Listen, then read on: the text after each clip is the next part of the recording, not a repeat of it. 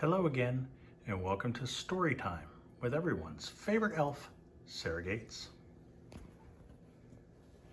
The Polar Express.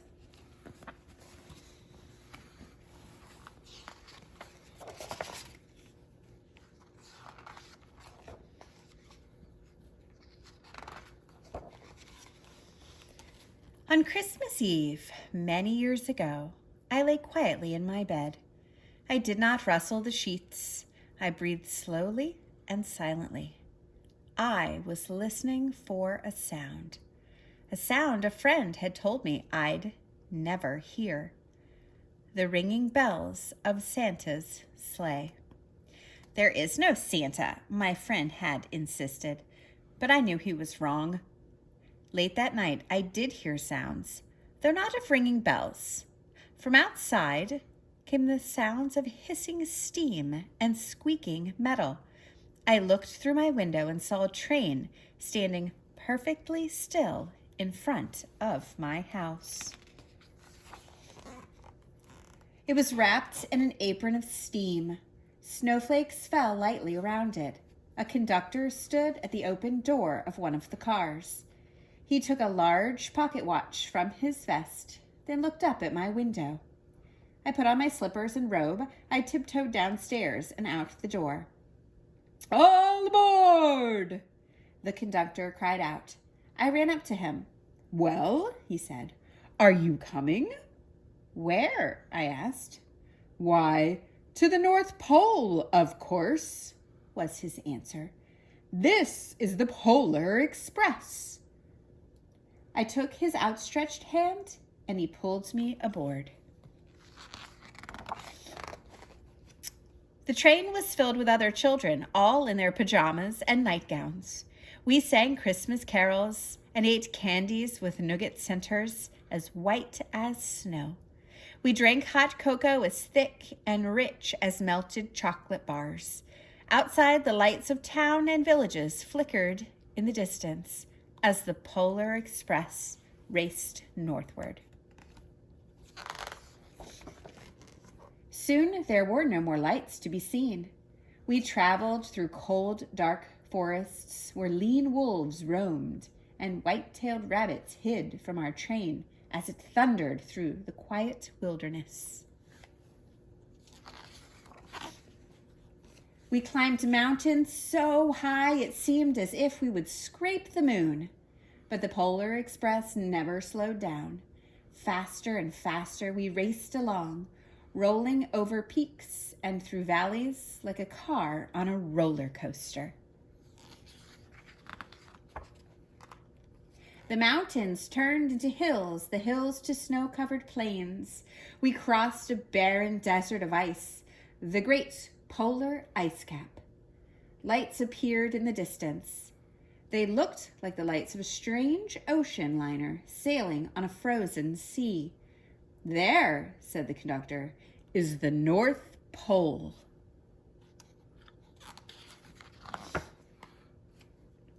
The North Pole. It was a huge city standing alone at the top of the world, filled with factories where every Christmas toy was made. At first, we saw no elves. "They are gathering at the center of the city," the conductor told us. "That is where Santa will give the first gift of Christmas." "Who receives the first gift?" we all asked. The conductor answered, "He will choose one of you." "Look!" shouted one of the children. "The elves!" Outside, we saw hundreds of elves. As our train drew closer to the center of the North Pole, we slowed to a crawl. So crowded were the streets with Santa's helpers. When the Polar Express could go no farther, we stopped and the conductor let us outside. We pressed through the crowd to the edge of a large, open circle. In front of us stood Santa's sleigh. The reindeer were excited. They pranced and paced, ringing their silver bells that hung from their harnesses. It was a magical sound, like nothing I'd ever heard. A Across the circle, the elves moved apart and Santa Claus appeared. The elves cheered wildly. He marched over to us, pointing to me, said, "Let's have this fellow here." He jumped into his sleigh. The conductor handed me up. I sat on Santa's knee and he asked, "Now, what would you like for Christmas?" I knew that I could have any gift I could imagine, but the one thing I wanted most for Christmas was not inside Santa's giant bag. What I wanted more than anything was one silver bell from Santa's sleigh. When I asked Santa, Santa smiled. Then he gave me a hug and told an elf to cut a bell from the reindeer's harness. The elf tossed it up to Santa. He stood, holding the bell high above him, and called out, "The first gift of Christmas."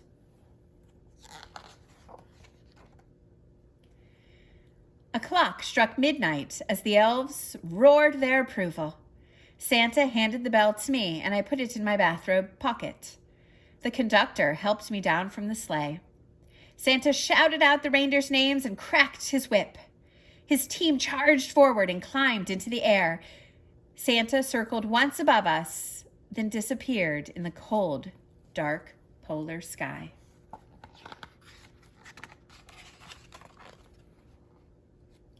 As soon as we were back inside the Polar Express, the other children asked to see the bell.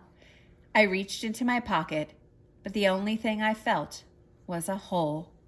I had lost the silver bell from Santa Claus's sleigh. "Let's hurry outside and look for it," one of the children said. But the train gave a sudden lurch and started moving. We were on our way home.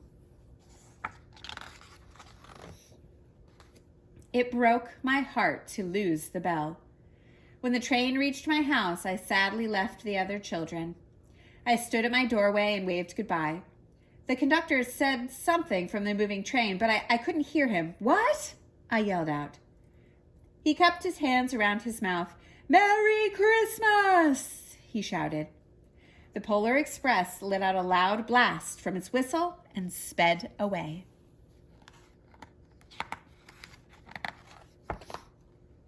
On Christmas morning, my little sister Sarah and I opened our presents. When it looked as if everything had been unwrapped, Sarah found one last small box behind the tree.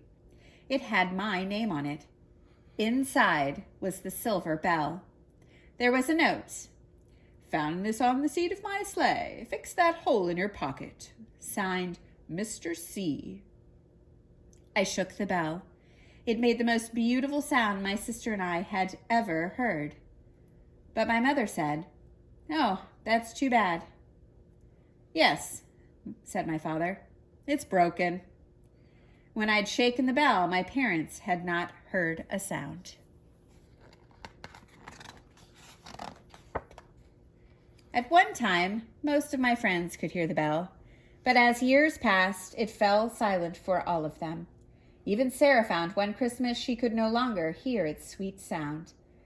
Though I've grown old, the bell still rings for me as it does for all who truly believe.